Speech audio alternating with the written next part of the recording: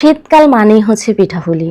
পিঠাপুলির আজকের আয়োজনে থাকছে খুবই সহজ আর সিম্পল একটা পিঠা রেসিপি, যেটা খেতে লাগে দুর্দান্ত। সেটা হচ্ছে চুষি পিঠা, চুই পিঠা, জামাইকুলি পিঠা অথবা শ্যামাই পুলি পিঠা। যে যে নামেই ডাকেন না কেন, পিঠাটা খেতে কিন্তু লাগে দুর্দান্ত। খুবই সহজ আর সিম্পল ভাবে রেসিপিটা শেয়ার করেছি, আশা করি আপনাদের ভালো লাগবে। ভালো লাগলে অবশ্যই লাইক কমেন্ট শেয়ার করে দিবেন, চ্যানেলটা সাবস্ক্রাইব করে দিবেন এইরকম সব মজার মজার রেসিপি পেতে।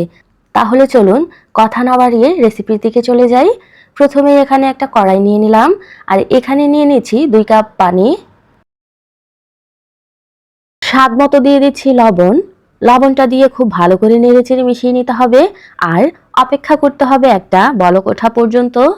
এই পানিটাকে কিন্তু আমরা অনেকক্ষণ যাবৎ ফুটিয়ে এটাকে শুকিয়ে নিব না, শুধু বলক উঠলেই কিন্তু এখানে আমরা চালের গুঁড়ি অ্যাড করব 2.5 কাপ পরিমাণ। চালের গুঁড়ি কি আপনি শুকনা নিচ্ছেন নাকি ভিজা নিচ্ছেন, এটার উপর নির্ভর করে কিন্তু পানিটা কম বেশি লাগতে পারে। গুঁড়িটা দেওয়ার পর পরে কিন্তু আপনাদেরকে নেড়েচেড়ে মিশিয়ে নিতে হবে।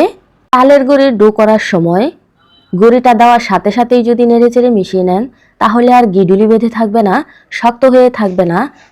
খুব সহজেই কিন্তু অনেক সুন্দর আর পারফেক্ট একটা ডো আপনারা ইজিলি তৈরি করে নিতে পারবেন। আর দেখুন, কথা বলতে বলতে আমার ডোটা কিন্তু তৈরি হয়ে গেছে। এখন আমি ঢাকনা দিয়ে ঢেকে 5 মিনিটের জন্য রেখে দিব, এতে করে কিন্তু এই ডোটা অনেকটাই সফট হয়ে যাবে। ফিরে এলাম 5 মিনিট পর। এখন দেখুন আমার ডোটা কতটা নরম তুলতুলে হয়ে গেছে। এখন আমি এটাকে গরম থাকা অবস্থায় খুবই দ্রুত এটাকে মেখে নিব। আর হাতের মধ্যে যদি আপনাদের গরম লাগে, তাহলে একটু ঠান্ডা পানির মধ্যে হাতটাকে ভিজিয়ে আবারও এটাকে মেখে নিতে হবে। কিন্তু কিছুতেই কিন্তু এটাকে ঠান্ডা করা যাবে না, গরম অবস্থায় আপনাদেরকে কষ্ট হলেও মেখে নিতে হবে। কথা বলতে বলতে মেখে নিলাম। এখন খুবই সহজ আর সিম্পল একটা প্রসেসিং আপনাদের সাথে শেয়ার করি, আশা করি আপনাদের ভালো লাগবে। অনেকেই আছেন চুষি পিঠা কাটাটাকে অনেক ঝামেলার মনে করেন, যে কারণে কিন্তু আপনারা পিঠাটাকে তৈরি করতে চান না। আপনারা চাইলে কিন্তু এই সহজ আর সিম্পল পদ্ধতিটা অবলম্বন করতে পারেন। আপনারা নিশ্চয়ই দেখেছেন আমি একটা নাইফের সাহায্যে ছোট ছোট করে কেটে নিচ্ছি। এতে করে কাজটা যেমন সহজ হয়ে যাবে, খেতেও কিন্তু ভীষণ ভালো লাগবে। আর খুবই অল্প সময়ে আপনারা অনেকগুলা পিঠাই কেটে নিতে পারবেন। এখন চলেন আপনাদেরকে দেখাই কেন আমি বললাম খুবই অল্প সময়ে অনেকগুলা পিঠা কেটে নিতে পারবেন। এই যে দেখুন, ছোট ছোট টুকরোগুলোকে নিয়ে এখন এভাবে হাত দিয়ে ডলা দিলেই কিন্তু খুবই সুন্দর লম্বা লম্বা চুষি পিঠা তৈরি হয়ে যাবে। কি বললাম না, কাজটা খুবই সহজ করে দিলাম। এভাবেই কিন্তু বাকি সবগুলোও আমি তৈরি করে নিচ্ছি। এই যে দেখুন, আরও কিছুটা আমি আপনাদেরকে তৈরি করে দেখাচ্ছি। এভাবে পিঠাগুলা তৈরি করলে অনেক সুন্দর লম্বা লম্বা পিঠাগুলা তৈরি হয়, আর যেটা দেখতেও সুন্দর লাগে, কাজটাও কিন্তু ইজি হয়ে যায়। চাইলে কিন্তু আপনারা ট্রাই করতে পারেন। আমার আজকের এই টিপসটা যদি আপনাদের কাছে ভালো লেগে থাকে, অবশ্যই একটা লাইক দিয়ে ভিডিওটা কন্টিনিউ করবেন। সবগুলা পিঠাই কিন্তু আমি একইভাবেই তৈরি করে নিলাম। চলে যাব রান্না করতে।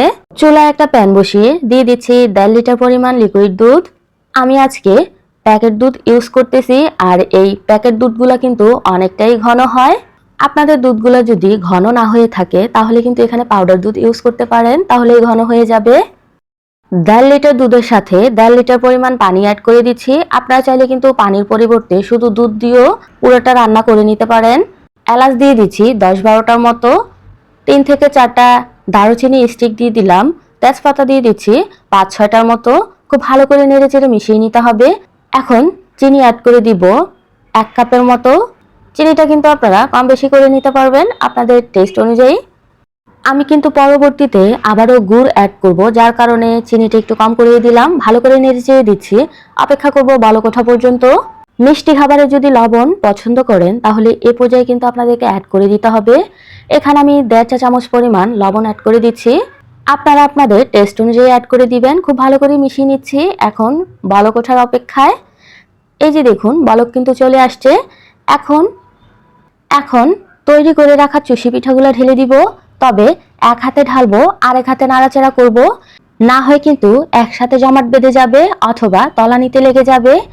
আর এই পিঠার ক্ষেত্রে কিন্তু একসাথে সবগুলা পিঠা ঢেলে দেওয়া যাবে না, একবার দিয়ে নাড়াচাড়া করে দেওয়ার পর আবারও আপনাদেরকে পিঠা ঢেলে দিতে হবে। আচ্ছা, পিঠাটা দেওয়ার পর কিছুক্ষণ রান্না করার পরও পিঠাটা এখনো হয় নাই, সেটা কিভাবে আপনারা বুঝবেন?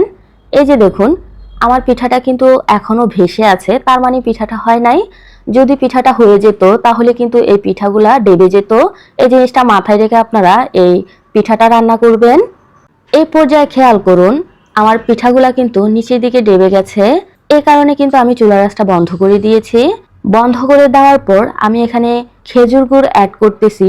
আধা কাপ পানির সাথে আধা কাপ খেজুর আমি গুলিয়ে নিয়েছিলাম। আর এটা কিন্তু বন্ধ করার পরই অ্যাড করবেন, কারণ শুরুতে অ্যাড করে দিলে দুধটা কিন্তু ফেটে যাওয়ার ভয় থাকে। এভাবে অ্যাড করলে দুধটা আর ফেটে যাবে না। আচ্ছা, আমি এই পিঠাটা কত মিনিট রান্না করলাম সেটাই কিন্তু বলা হয়নি। আমি কিন্তু ঘড়ি ধরে 10 মিনিটের জন্য পিঠাটা রান্না করে নিয়েছি। আর এই পিঠাটা রান্না করতে কিন্তু খুব বেশি একটা সময় লাগে না। আর আপনারা নিশ্চয়ই খেয়াল করেছেন আমার একটা পিঠাও কিন্তু ভেঙে যায় নাই। কতটা সুন্দর আর পারফেক্টলি কুক হয়েছে। আমি আজকের এই পিঠাটা গুড় আর চিনির সমন্বয়ে বানিয়েছি। আপনারা চাইলে যে কোনো একটা দিয়েও বানিয়ে নিতে পারবেন। চিনি আর গুড় একই পরিমাপে দিয়ে বানিয়েছি, যার কারণে এত সুন্দর পারফেক্টলি একটা কালার আসছে। যদি আপনারা শুধু গুড় দিয়ে করতেন তাহলে কিন্তু এত সুন্দর কালার আসতো না, কালারটা আরো গাঢ় হয়ে যেত, যেটা দেখতে একদমই ভালো লাগতো না। আপনারা চাইলে ট্রাই করতে পারেন, অথবা আপনাদের পছন্দ অনুযায়ী গুড় অথবা চিনি যে কোনো একটা দিয়েও তৈরি করে নিতে পারেন। কথা বলতে বলতে সার্ভ করে নিলাম। উপর দিয়ে কিছুটা নারকেল কুচি দিয়ে দিলাম। দেখার সৌন্দর্য আর টেস্টের দিক দিয়েও কিন্তু অনেক গুণ বেড়ে যায়। আপনারা চাইলে কিন্তু এ পর্যায়ে নারকেল কুচিটা অ্যাড না করে রান্না করার সময় অ্যাড করতে পারেন, যদি আপনাদের কাছে ভালো লাগে। এখন একটু কাছ থেকে দেখাচ্ছি, মাশাআল্লাহ কতটা সুন্দর আর লোভনীয় হয়েছে নিশ্চয়ই খেয়াল করেছেন। আমার আজকের এই সহজ আর সিম্পল রেসিপিটা যদি ভালো লাগে অবশ্যই চ্যানেলটা সাবস্ক্রাইব করে দিবেন। আজ এ পর্যন্তই, সবাই ভালো থাকবেন। আল্লাহ হাফেজ।